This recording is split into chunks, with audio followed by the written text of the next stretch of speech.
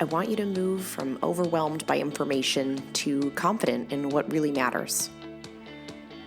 I want to help you move from being unsure towards direction and purpose in your healthcare.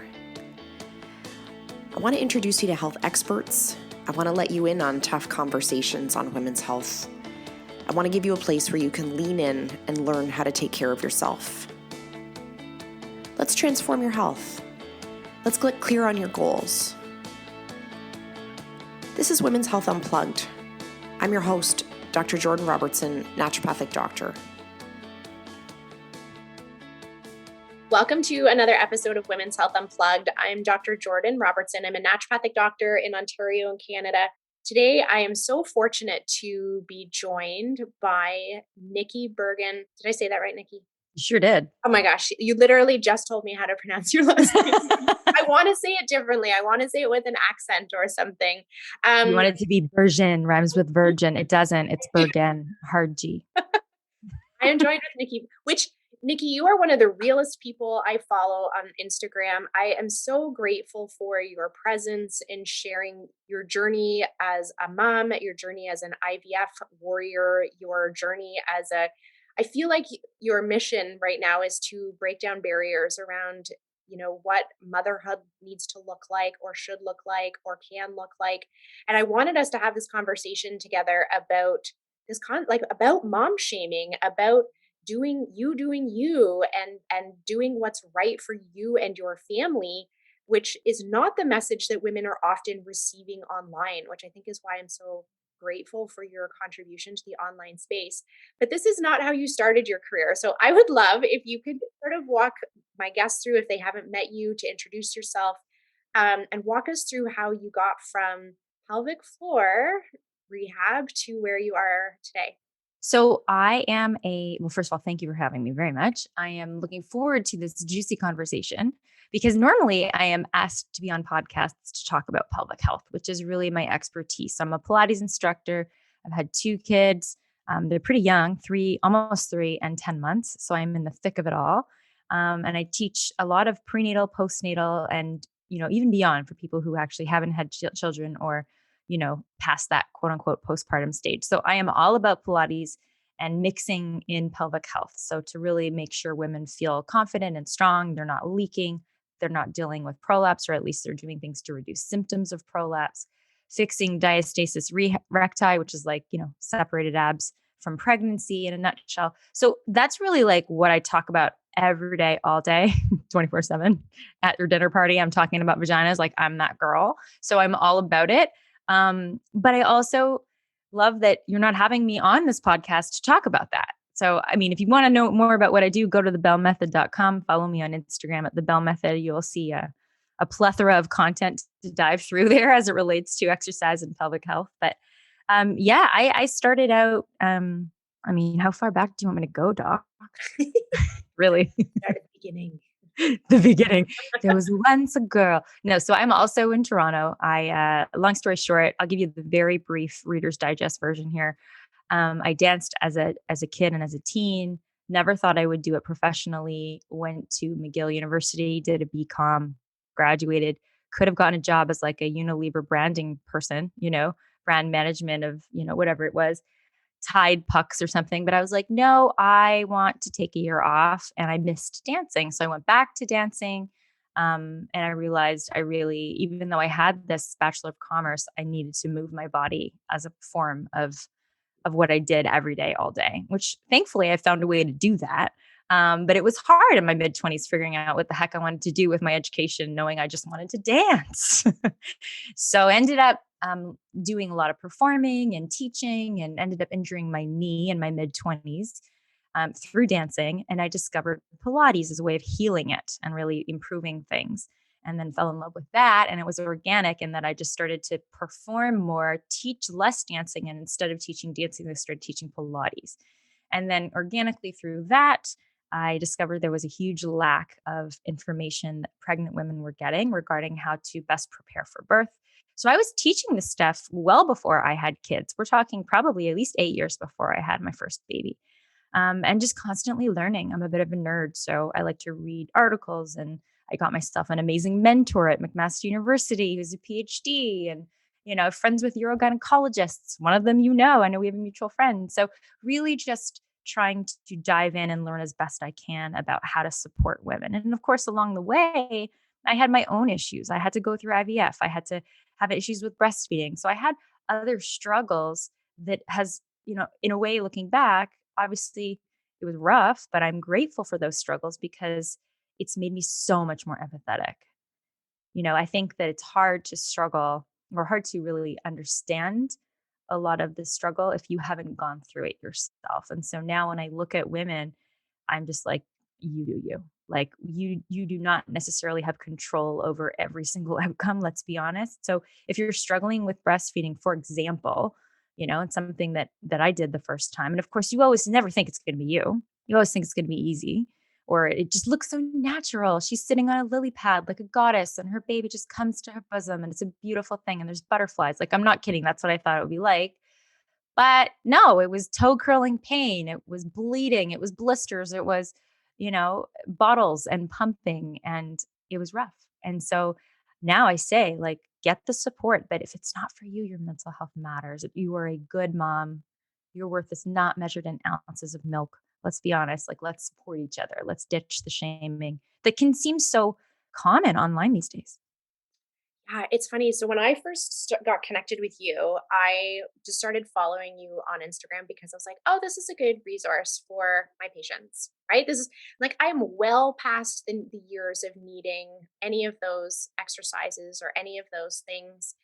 Although looking back now, I probably could have used them at the time. But I started following along because I was like, this is a good resource and I'm going to point people towards this Instagram page, Thank you. which then turned into me reading every caption. And even though they were maybe about things that I was past, right, as far as like my life timeline goes, because my kids are older now, they're almost 12 and almost 10.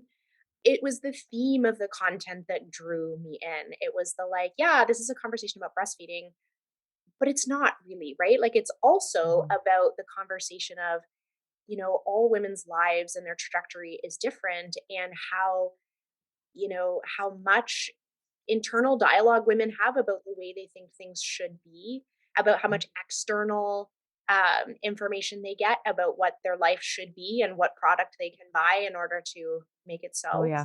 And then the like dialogue between women about that is not okay, about, well, oh, you're doing it this way, or oh, must be nice to be like that. That's what really drew me in, and that's one how I Mhm. knew we needed to have this conversation together, because your work, I think, is evolving to be about that bigger conversation about just life as a woman, and now life as a working woman who has young kids. Like, Mhm. I connect with it so much. Thank you. I'm glad to hear you say that. And of course, that is my hope that, someone maybe finds me traditionally when they're pregnant and they don't want all of a sudden just be like, oh, well, I'm not pregnant anymore. I'm done having my kids. See you later. Like, I want this to be relevant for people throughout their journey. And the journey doesn't end. I mean, it's a whole new adventure, right?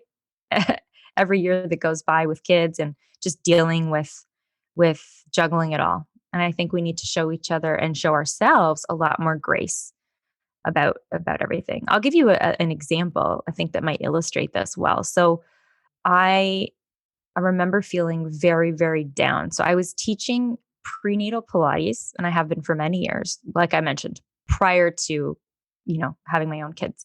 And I think at the time I was about 34, and we'd gone through a bunch of testing and had just basically found that for my husband and I to conceive together, we would need to have some help. So I'd started going through IUI. And if people aren't familiar, it's basically like the turkey baster thing where they spin the sperm and they shoot it up there and then cross your fingers and hope that it works. So we had done a few, with the one leading into a miscarriage and then a few others that just weren't working. And it's a lot. It's a lot to go through. And you never think it's going to be you. And, I'm like, I'm the healthiest person I know.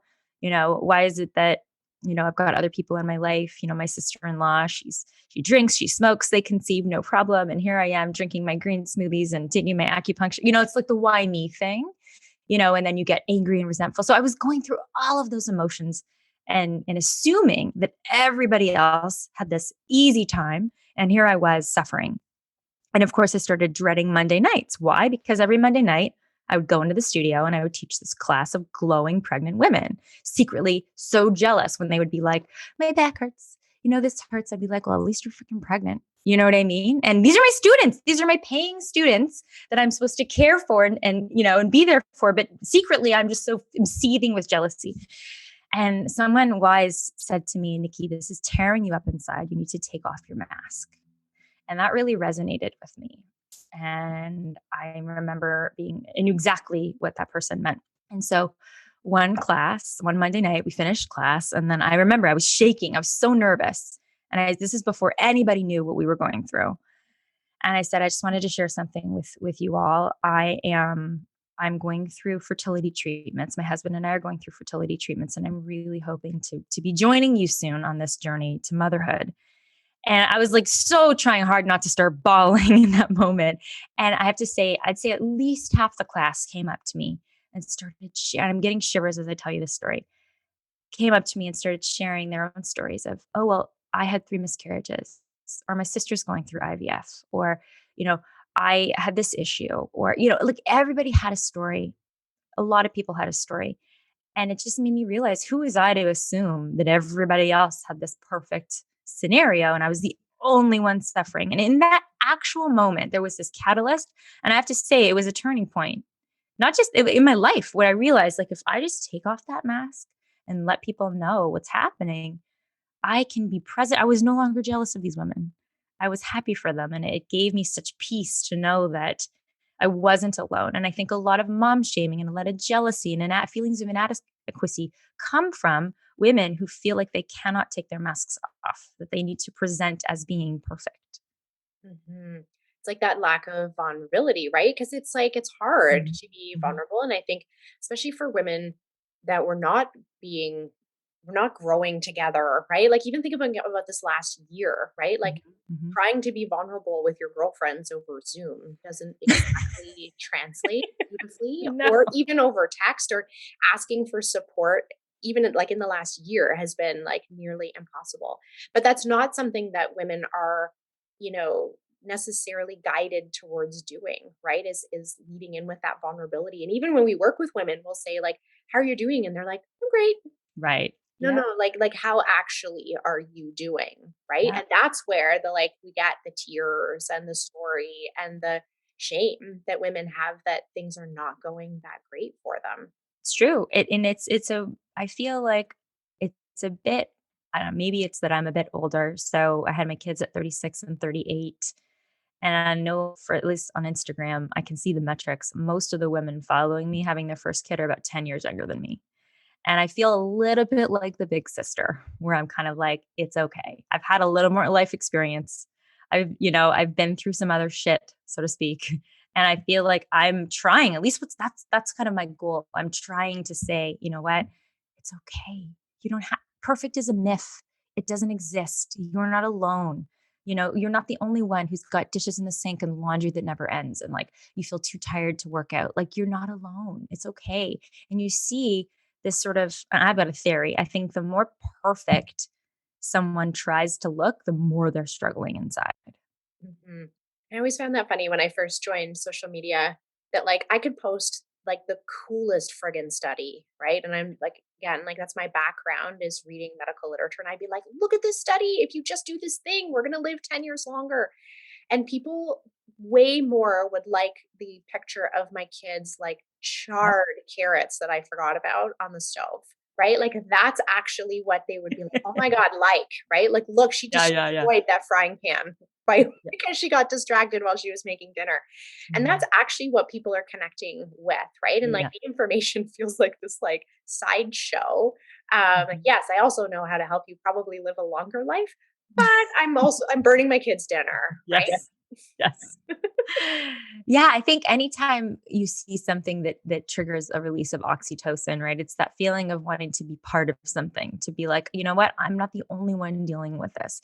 We are in this together. And of course, that's become more important now than ever, when we are essentially, with this pandemic, so much more isolated from each other. But I think that fostering that connection is so, so, so important for everybody's mental health. And And where do you think it comes from? Because I agree with you. I think that, like, when we've got these young moms and these young women that are going through, um, you know, fertility treatments or a newborn baby and trying to navigate things around breastfeeding, they so often are willing to put their mental health on the back burner, or they don't realize that, like, so much of their pursuit of perfection is putting their mental health on the back burner. Yeah. And I'm curious why you think that is, or what do you think that sort of stems from, and how we can start to, like, unveil that conversation. I think where Mm. I'm coming from, so I'm thinking about a specific example. So my son was like a horrific breastfeeder. He was born small. There was this I feel like he was getting weighed like every 6 hours. And it was so much about, like, are you producing enough milk? Are Right. you doing what you, I mean, really, they just need to look at me and look at my husband and go, like, yeah, guys, like, you're not going to have a big baby. Right. Um, but 12 years ago, like, this was the standard, was to weigh my baby every 3 days and then give me a big lecture about my breast milk production. Yeah. And I was so deeply entrenched in this idea that I needed to exclusively breastfeed, that, Mm. and I felt like anyone who would, wasn't helping me was my enemy and, like, couldn't help me during this time. Nobody understands. And it really, like, took a toll on my mental health to try and, you know, forge through this really difficult time. And but when I reflect on it now, like that, I'm like, why didn't we just give him some effing formula? Yeah, totally. In fact, I did both times and my kids are freaking fine. And Right. like, and I tell this to my students. I'm like, listen, here's the deal. You're going to get a lot of people saying a lot of shit. You got to do what's best for you. And if your kid is freaking out because your milk still hasn't come in, and yes, you can give them like little tiny baby bits of colostrum, and that should be enough. And their tummy is the size of a cherry. Like, you hear all this stuff. It's like, you know what? Like, it's okay. You're not a bad mother. You're not, and there's so much pressure on us to do this, right? To do it a certain way. And I think and by the way, they're still weighing kids every 3 days for sure. That has not changed. So, and there's nothing wrong with that, right? We understand that there can be a lot of health complications with jaundice and all these things when babies are very little. But I think it's also giving women the support, and also, like, I think the permission to do, options, to say, here are the pros and cons. You make an informed and educated decision based on the information, rather than not giving the information that that's even an option. I'll give you an example. I was so desperate with my first, especially, that I didn't know you're not supposed to give powdered formula to infants. And so you're supposed to make it already pre liquid, right? Pre-mixed or whatever. And so I remember we couldn't, it was like, it looked like a piranha had just attacked my nipple. Like, it was purple, and she'd only been on there for about 30 seconds or less. So I was having some problems. Okay. This was still in the hospital. So of course my husband's like, okay, well, we got the really organic special formula that came all the way from New Zealand, and it was goat milk, and it was the best, and because I did all the research. And so he shows up with this like can of powdered formula, and the nurse is like, what are you doing? You can't give powdered formula to a baby. What? And of course, I didn't know anything. I knew nothing.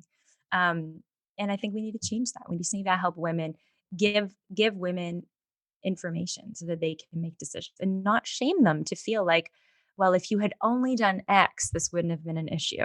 You know what I mean? Yeah. Yeah. Because when things happen, like infertility, or when women get diagnosed with something, they immediately go to themselves to try and figure out what they did that Oh caused. yeah.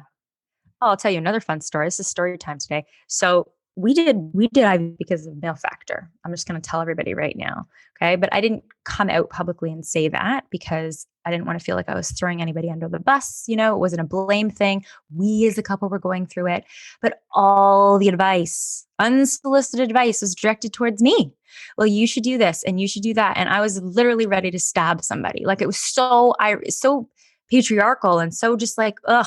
And I remember we had a miscarriage, and I remember at the fertility clinic them saying, it's actually really good. Your body knows how to conceive, and your body knew that it was chromosomally abnormal. It was an early miscarriage. It was like a chemical pregnancy. So your body just knew it wasn't going to work, and your uterus is basically smart. High five, keep going. Right. So that was the messaging I got from the clinic. And then I remember sharing with my dad right before the holidays at Christmas, because I deliberately didn't want him to bring up this conversation at the Christmas dinner table, as he had a tendency of doing. Well, you're getting older and da da da. So I had said, hoping that he would get the the kind of clue to say, don't bring this up. Like, let's just keep this like, and I had said, listen, Dad, we just had I just, pregnancy. It was very early miscarriage, but I just want to let you know. And it was an emotional conversation to bring it up. Well, I was wrong because we sat at the dinner table and he's sitting there and he's like, well, I don't know, a couple glasses of wine later, you have a responsibility to take care of that fetus. It's a miscarriage. You failed to carry that baby. You need to exercise less because I teach Pilates, right? So he sees me as this person who basically exercised myself into a miscarriage. We left like right after that dessert was served, but it was just so infuriating. And I realized that this is a message that so many women are internalizing. That's their fault. They shouldn't have gone for that run. They shouldn't have had that cup of coffee. And it's like, why are we looking like zoom out for a second? First of all, we shouldn't be placing blame because that's just going to continue the shame spiral. And, like it's just infuriating, to be frank. It is. And I think too, like how often when we're talking to women about their options or choices, are we laying out like, what their actual emotional bandwidth is for all the solutions that we're offering them? Because I don't think ever in my conversations about my teeny weeny son did anyone ever say, Jordan, like, how are you doing? Right. Totally. And is the way you're doing a risk to this whole situation, which probably it was, right? Like in hindsight, like when I think about then thousands of dollars in therapy I needed to recover from my postpartum depression, like we maybe would have been better off if we had just done some formula. But rarely is that part of the like actual decision making where we're saying, well, this is the best and this is the second best and this is the third best. Which one do you want to do? And of course she picks the best, right? Like she picks the thing that she thinks is best, but we're not having a good conversation about, well, that option's 15 hours a week of meal prep and time and da, da, da, da. And this option is $300 a month in supplements. And this option probably means you sleep less, right? We're not framing it with the woman's like overall health and wellness in mind, and wellness being like her mental wellness. Which I think spirals that like shame blame cycle, because now she thinks if she doesn't do the best option that she's an utter failure, when the reality is that that was a setup. Totally. Oh my gosh. I love that. And you're absolutely right. I don't think we're having this conversation often enough and we're not qualifying it. You're saying, okay, first, second, this is the third best option, but it's pros and cons. It's like, let's set it up for, with a little bit more information, like here's what it's going to take to do this. If you want to exclusively pump, there's a lot of variables. You have to have pretty good milk supply to be able to do that. And not everybody has that, and it's okay. But, if you want to do it, you also have to have certain degrees of support, right? You need to have certain levels of, it might not be feasible if you've got 2 toddlers running around to do that, right? Like it's okay. It's okay to do what works best for you. And I remember I did a podcast once and there were 3 of us on the podcast and it was all about breastfeeding. And we had all had struggles with breast. So there's an interviewer plus 3 people.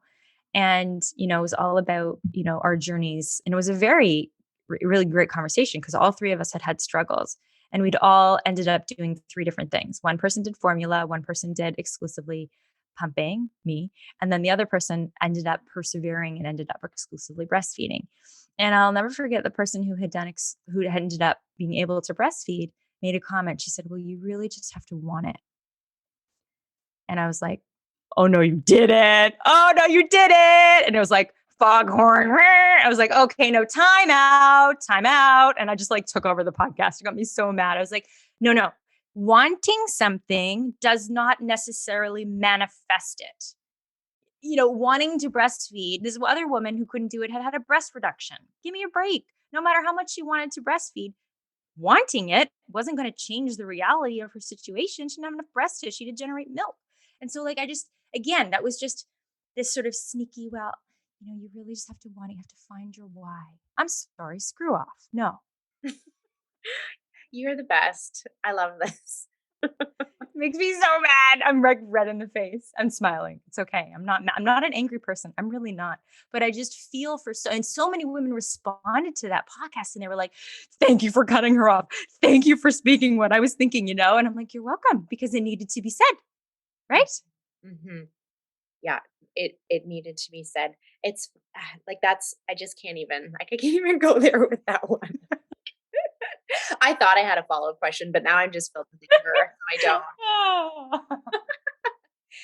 Um, I mean, so I'm gonna call you an influencer because you are, I think. And we talk about this like idea of shame, right? And this idea of like Mm. mom shaming. You face your a fair share, and I will say, like on a smaller level, I have lots of my own examples of this, of people commenting on your life on Instagram. I mean, I put myself out there. I think anybody who puts their life on social media, you got to just be ready to have a thick skin. Like, this isn't a woe is me. You're commenting and you don't like blah blah blah. I mean, I have to say, 95% of people are awesome and they appreciate and they are grateful for the lots of free video content and exercises and information that I provide. There's always going to be a couple, people. We'll call them the trolls. That's going to exist. And I think anytime you develop a larger following of people, then you're going to get more trolls. It comes with the territory. So I don't let it keep me up at night, to be honest. Do you think it's a reflection though of like, is it like a micro of the macro on this conversation around shame? I mean, yeah, there's always people with burner accounts, right? You can always tell. You can sniff them out a mile away. They've got zero posts, zero followers, and it's just like this ghost account. And they just love starting shit. They start things in the comments. They start, and I kind of have a new rule. If you have zero posts and zero followers, I'm not engaging because you're just a troll. It's not right way. We only have so much time. I've got a million, my email box is exploding. I've got students who need support. I've got a Facebook group to run. I've got DMs. I've got people who need actual help. I'm not going to get into a useless debate over you, whether or not, you feel triggered by something or blah, blah, blah. It's like, I know that I'm coming from a good place. I know my mission is to help you, and if you're a troll, then you can keep being a troll, but I don't want to feed the trolls. I'm not going to feed them. Mhm. That's such a good perspective. And I think too, like when I see that, right? So here's my example. So I posted a picture of my smoothie, which I don't post pictures of food very often because it elicits a lot of comments about my food. So I posted a picture of like melted cheese on something, and the number of DMs that I got about like, you eat cheese? Oh my God. Like, did you know that cheese causes acne? Maybe this is the reason why you have acne, Oh God. right? People like they just why I don't first of all, I'm jealous of how much time they have on their hands. Honestly. It's amazing. Yeah. And I don't know why they're so worried about my cheese and my skin, but I posted recently, this was a really recent example of a picture of my smoothie, and like nobody in my house likes kale. I don't like kale, but it came in my box, like my food delivery box. And so I put it in my smoothie. And so I had this smoothie with kale, and I like it even made like a like barfing emoji around my smoothie. I'm just going to choke it back and finish this kale. Well, doesn't someone send me this like diatribe about why kale is going to kill me because there's some plant-based something or other in kale that is going to cause me some premature death. And I thought while I was reading it that I was like, okay, first of all, like, thank you for taking the time to try and protect my health and well-being, even though I know that that's not really what you were after. But it reminded me that like most people don't have the critical appraisal or the knowledge or the background to be able to call bullshit on all of those comments, right? Like, and Mm, you're at this place where you can see that those people are really just trying to like stir shit and, mhm, get in the way. But to the average woman who's getting the comment of like, oh, you just need to try harder. Oh, you just mm. need to stop putting kale in your smoothie and then you'll have magical clear skin. Like how are women supposed to navigate that when they're getting so much like sideshow commentary about how they're supposed to live their lives? I see it as like this like micro example of what the bigger issue is that, Mm. that there's this running commentary about how women should live their lives online, because now women just like measure them. Well, now I can't put kale in my smoothie. I guess I better put spinach So in I'm gonna say something here. I think the people who are the ones who judge the most are also the ones riddled with the most self-judgment.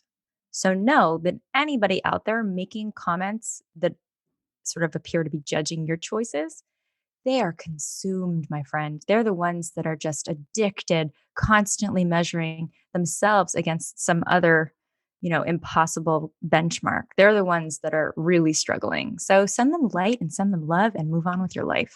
I love that. And do you have any like strategies on how to do that? You Unplug, can put your phone practice. down, Yeah. put your, and it does take practice. Of course, we're all human, right? Like you start to get thicker skin the more you're out there, and recognize that like everybody has a bias with which that they view the world, right? My major in my BCom was psychology. So I love like understanding basic human psychology and understanding that how it impacts behavior and actions, and everyone's going to have their own lens with which they view the world. And a lot of people, it's interesting. I did a post, and I've done it twice now just because it creates such interesting dialogue and it pisses some people off, but I don't care. I did it twice. And I said, let's stop using the term natural birth.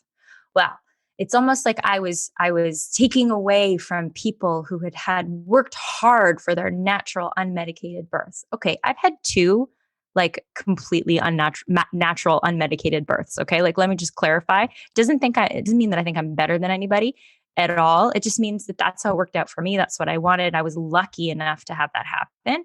So, and I teach a lot of pregnant women. So there's a lot of this, well, I really want this. I really want that. It's like you don't necessarily have control about everything. And it's interesting that a lot of people who were angry about me saying, let's stop saying natural birth, because a lot of women who do end up birthing by C-section feel like shitty about themselves. It's like words do have an impact. Like you're all a badass. Like that's major abdominal surgery. You're a badass if you did that. And then you had to go home and take care of an infant. Like major props to you. By no means is that the easy way out, even though that is unfortunately still this sort of like dialogue around C-section birth.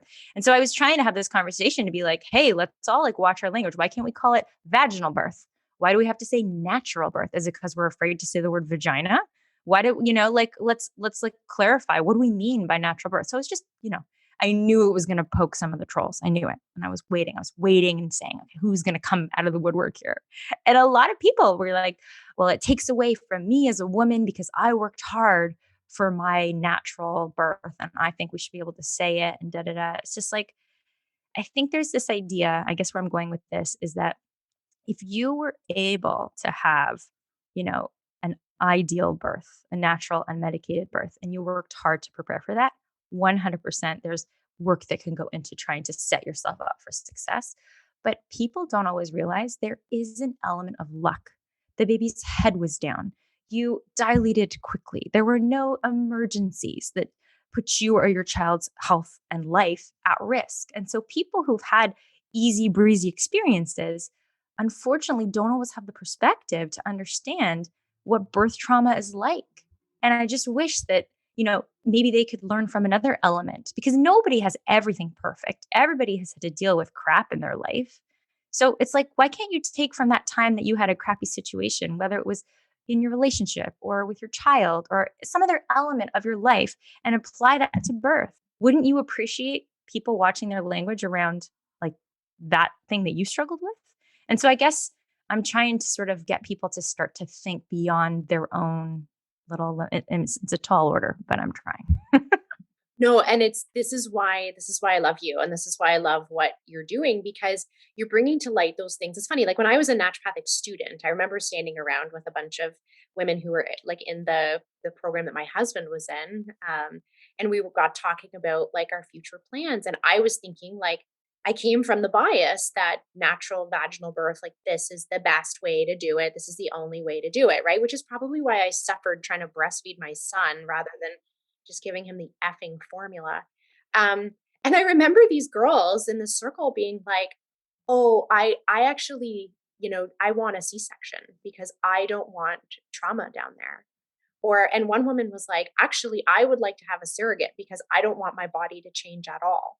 Right? Interesting. And at the time when I was listening to this, I'm like, "Oh, these women are wrong."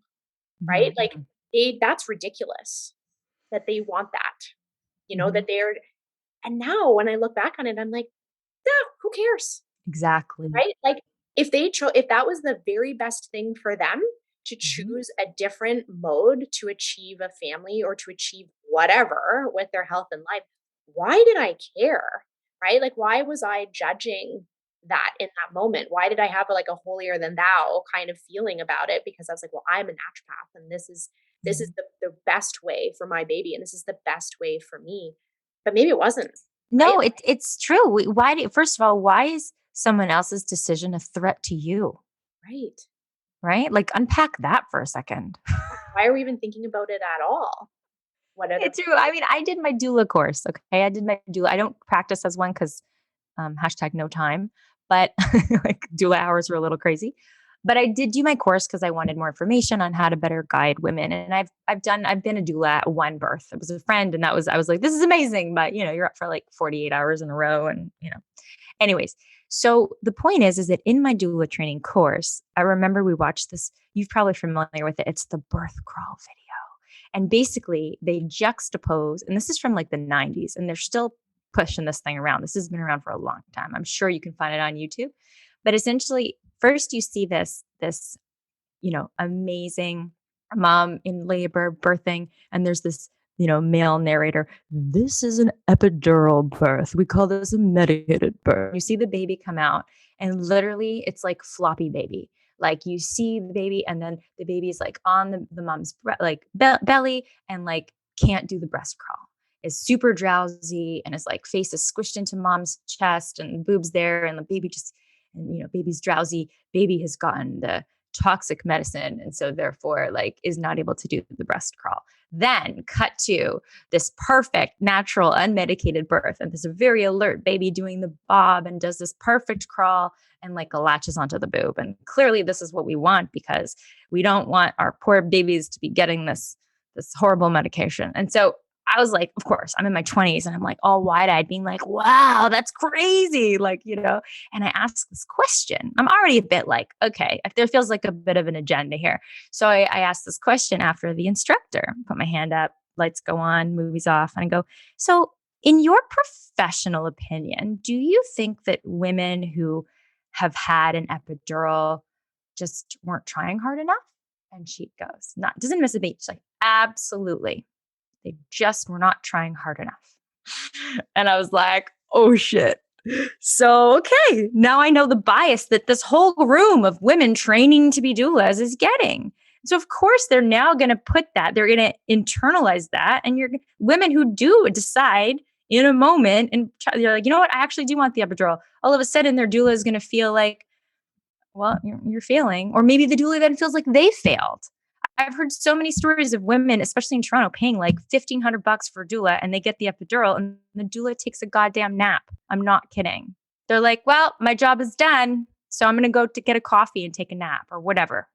And so I'm just like, this is so wrong. This is so wrong. If anything, that woman needs more support, because she's probably feeling a bit of failure herself, because she's like, maybe I didn't want this. That's why I hired the doula, and I get the epidural, and now, So anyways, this is another thing, because I think we're getting it from the top down. We're getting educated this way as health practitioners, right? So we need to, again, just there's a way to educate in a way that's not clearly pushing an agenda. Yes. Yeah. And I think that like internal reflection is so good. And I'm not sure that's always happening, right? With whether it's in the healthcare providers or in the women themselves, is like when you're being triggered by something, or Mhm. are you being triggered by the word triggered, Nikki? Before this, I was like, I hate the word triggered. Oh my God, everyone's so entitled and feels triggered by everything you say.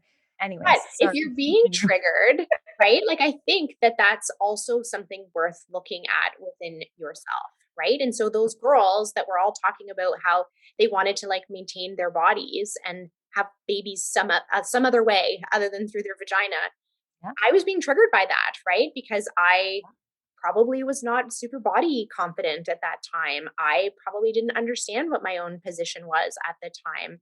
And so I think that's what like we need to do when we're having those moments, is to like look in and be like, why am I being triggered by this person's comment on my kale smoothie? Right?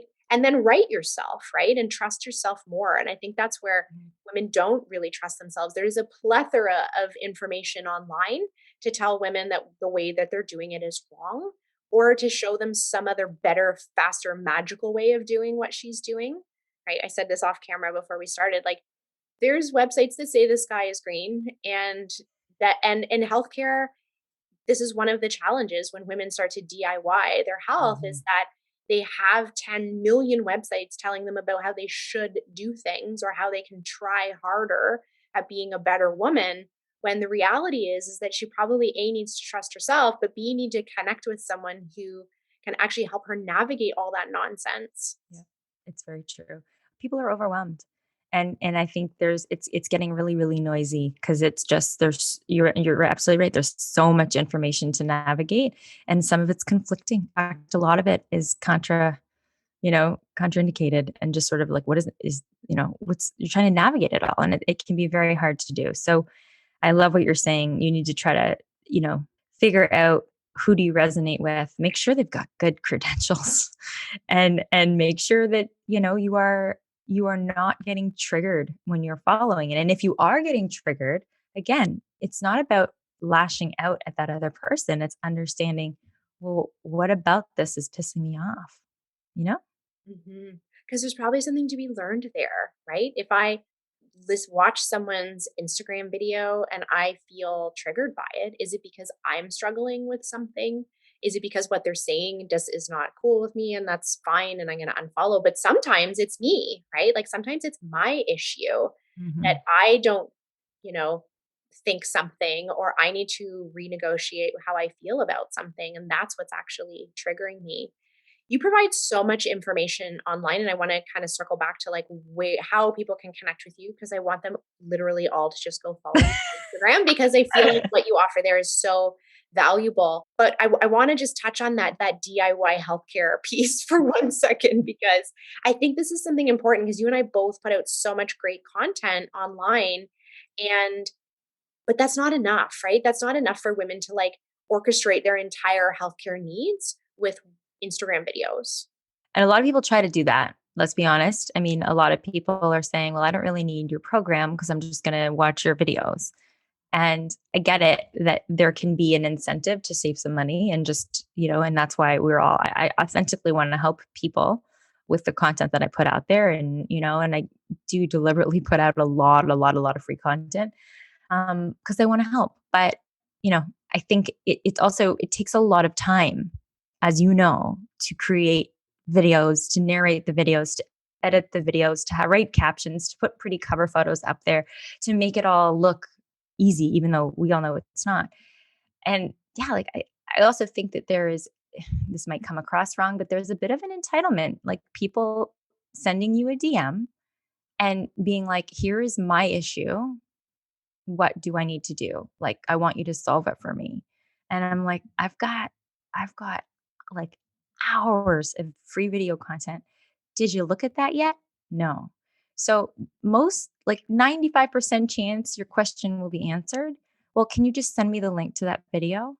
No, no, I can't. I have a 10-month-old and a 3-year-old and a business to run and thousands of paying clients. I cannot send you the direct link to the video that you need, but you can scroll. How about that? So Mhm. that triggers me. And if I'm honest, why does it trigger me? Because I feel sometimes like it's like I'm trying so hard. Yeah, you can't want Do it you not better value than me? they want it, Do right? you Like, not value me? And so I think that's it, right? I think it's probably too because I'm very aware of needing to better balance my work life because I can feel I'm a bit of a workaholic. And so I think I probably get resentful when people try to message me on a Sunday asking for, free advice that I've already given if they were to just take 10 minutes and scroll. And so that definitely triggers me. Speaking of what triggers you. So maybe I just need to unplug. Maybe that's what this is all about. mhm. It's well, the irony, right, is that we like women want to be better, and yet they're trying to better themselves while they like scroll their phone on the toilet. That's a huge one. Yeah. Right? And so, like, the irony is that they need to carve out the time and the resources and build a team and infrastructure and support around them, but they don't feel like they'd have time for that, or they don't see how in Totally. their life they could create space for that. And so then they're trying to manage like literally their most important asset, which is their health, Yeah. through like second long interactions in their Instagram feed. And Sounds like you're very familiar with this. I, You get it. I You're am. like, I yeah, pretty much. And it's Yeah, and hard because, oh, how do you convince someone this is worth investing in? Like, Right. Well, and that's the other side. So like the one side, like their most important asset is something they're trying to manage in second long interactions on Instagram. And then the mhm, other piece is that the ownership around finding the post or finding the I will often get, well, can you send me this study that said this? I'm like, no, mm, can't actually, because it's accessible information and you need to want it as bad as I want it. I want you to feel yeah, really good. I need you to want that too. And I can't be working harder mhm. than you are. And sometimes in those interactions where it's like, can you spoon feed me your, I 20 say that word all the time, the spoon feed word. Yep. like, actually, I need you to like step up to the plate and I'm happy to lob the ball over it for you. But we need women to lean in to the idea that this is important. Oh, I love it. I'm gonna pass. It's gonna be a slow pitch. You're gonna have to catch I it though. lob it I over it, love it. but you got to step up to the plate. I'm not going That's to my new give favorite analogy. you. I want you to sort of, Nikki, I want us to wrap up. I want you to tell me sort of what your big message is for women, because I know we diverted away from the normal things that you talk about, which I think is an equally important conversation. Like I said, I think this is your secret sauce. I know you like pelvic floor, but I feel like this is your contribution to the world, really. Um, what is your big message for women? Like, why are you here? Where are you going with Mm. all of this? I'm trying to figure it out, to be honest. I think it's evolving for sure. I think have grace about where you're at, what you're doing, you know, do what's best for you. Try to find confidence from within, recognize that you're not alone and support each other. Like, I really just want more women. I believe that we are honestly capable of taking over the whole world, world domination. I think women are truly beyond powerful. And I've always thought that, but then having children made me realize it even more. And so, yeah, I really just think that I've often had men say to me and they're like, "Oh, you've got really good girlfriends. That's nice to see." And this is like, I'm talking like in my 20s. I'm like, "What are you talking about?" He's like, "Oh, all women just secretly hate each other." And I've heard so many men say that to me. And I'm like, really? He's like, "Oh, yeah. All women secretly hate each other." And I've multiple people in my life say this to me, like probably when I was younger.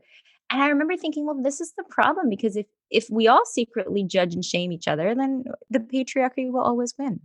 It's not going to smash itself. We need to come together and be badasses together and not put everybody in different categories. Well, she did a natural birth and she breastfed and she formula fed and she does this and she works out and she doesn't. And she's a working mom and she's a stay at home mom and she's blah, blah. Who cares? Right? We are all amazing badasses. And when we start to recognize that we are truly stronger together. I know that sounds so cheesy, like one of those inspirational posters you see on people's like walls, but truly, like I mean that sincerely. I just want to see more support for women who look different from you, who sound different from you, who have different beliefs. But there's got to be a way we can come together and support each other. Yes. Yeah, you're so right. And I think when I think about what our biggest mission is with the podcast, it's kind of that same concept, right? It's like accessibility for information, hard conversations that you can just put in your earbuds and listen to, and nobody really knows what you're listening to. So whether we're talking about dry vaginas or whether we're talking about mom shaming, it doesn't matter. You can do it privately. But also this idea that like imagine what would happen if we all felt a little bit better, right? Like I need the woman who runs a big environmental company to feel like pretty fucking good all the time so that she Yeah. can go and change all the things that need to change in that industry, Yeah. right? Or I need the woman who teaches all of our kids to feel pretty good all the time. Yeah. Part of that is breaking down this idea that she needs to stop spending so much time worrying about whether or not she's doing it right and just do what's right for her. Yep. Yeah. And providing that support and that kind of unconditional love for each other. And I know that sounds very pie in the sky, but I mean, I'm hoping that we can, that's just start little bit by little bit. I don't have the answers, that's for sure, but I'm working on it. Thank you. Thank you so much for sharing some time with me. I'm so glad that we got to have this conversation. Me too. That was a fun one. God, I got a little riled up there. That's okay. That's what we want to do. We want to just like poke that in everybody that we bring on the show. You poked the bear. How can our listeners find you, Nikki? They can go to thebellemethod.com. Belle is spelled Belle, La Belle Method. And then you can go to the Belle Method on Instagram. Probably the two best places to find me. That's probably why I want to say your last name with an accent. It's because yes, I am half French, but also half German. So Bergen's the German side. Thank you so much for your time today, Nikki. I just love you, and this conversation's so great. I hope you enjoyed that episode of Women's Health Unplugged. It's my absolute passion to bring women quality and science-informed information about their health so that they can make empowered, good decisions about their health care. I'd like to invite you to join me in my Facebook community, Women's Health Unplugged. There we share live videos, blog posts, and behind-the-scenes information about the podcast, where you can connect with me and other women who are interested in their health care. You can find us at facebook.com/groups/WH Unplugged. We'll see you there.